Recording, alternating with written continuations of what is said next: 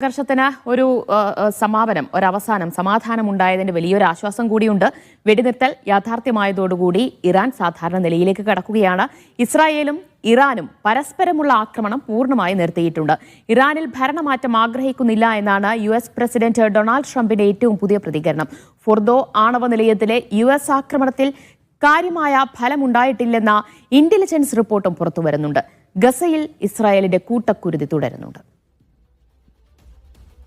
വിവരങ്ങളുമായി BK സുഹൈലാണ് ചേരുന്നത്. സുഹൈൽ, വെടിനിർത്തൽ പ്രാബല്യത്തിലായതിന് പിന്നാലെ തന്നെ എന്താണ് ഇറാനിലെയും അതുപോലെ തന്നെ ഇസ്രായേലിലെയും നിലവിലെ സ്ഥിതി?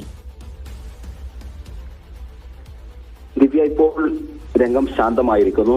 ആക്രമണമൊന്നും കഴിഞ്ഞ രാത്രിയിൽ ഉണ്ടായിട്ടില്ല എന്നതാണ് റിപ്പോർട്ട് ചെയ്യപ്പെടുന്നത്.